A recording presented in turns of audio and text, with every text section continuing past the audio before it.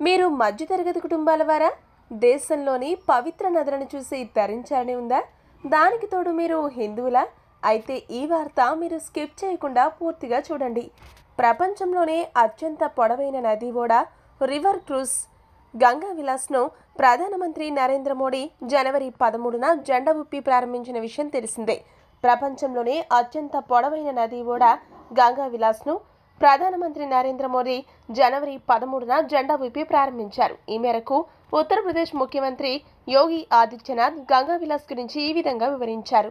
నౌక యూపీలోని వారణాసిలో బయలుదేరి బంగ్లాదేశ్ గుండా అస్సాంలోని దిబ్రూగఢ్ చేరుకుంటుందని ప్రకటనలో పేర్కొన్నారు.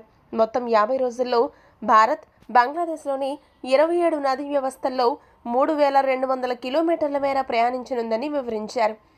ప్రపంచ వారసత్వ ప్రదేశాలు సహా ప్రముఖ చారిత్రక కట్టడాలైన 50కి పైగా ప్రాంతాల గుండా ఈ నౌక వెళ్లనుందని వివరించారు. అంతేకాదు జాతీయ పార్కులు, Sundarban delta, Kaziranga national park సహా పలు అభయారణ్యాల గుండా పోనుంది. ఇక షిప్లో ఎంజాయ్ చేసేందుకు మ్యూజిక్, సాంస్కృతిక కార్యక్రమాలు, gym, spa, open air observation deck, వ్యక్తిగతతో పాటు ఇతర సర్వీసులు గంగా విలాస్లో ఉంటాయి.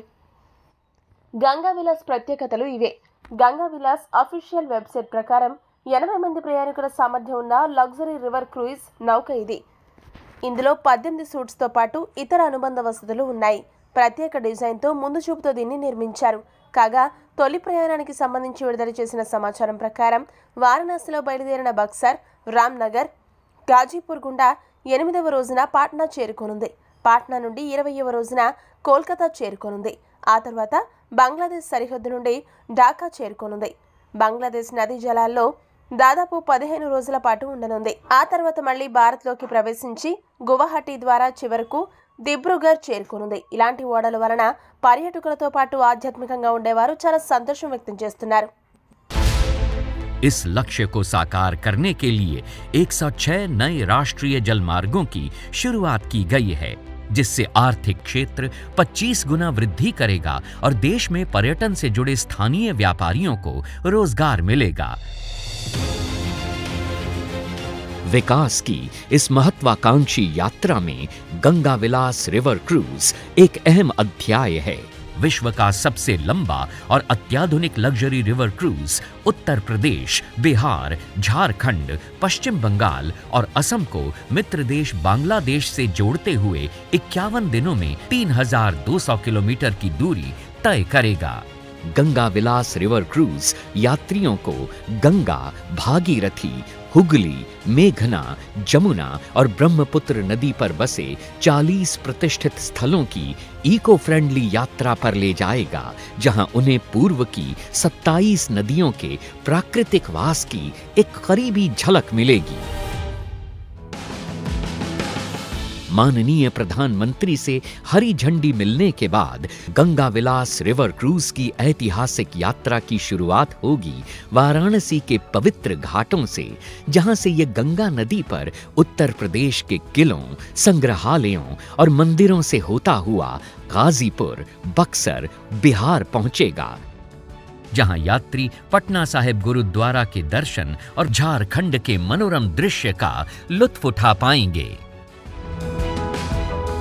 फरक्का में हुगली नदी पर अनोखे गांवों और डाक बंगलों के मनमोहक नजारे और ध्वनियां क्रूज का स्वागत करेंगे, जो जल्द ही कोलकाता के ऐतिहासिक महानगर की चहल पहल और लजीज मिठाइयों की दुनिया में प्रवेश करेगा और फिर धाराओं पर बहता हुआ विश्व के सबसे बड़े मैंग्रोव जंगल सुंदरबन पहुंच जाएगा, जहां यात्री मेघना नदी डेल्टा की लहरों पर बोनो बीबी की कहानियों से अवगत होंगे।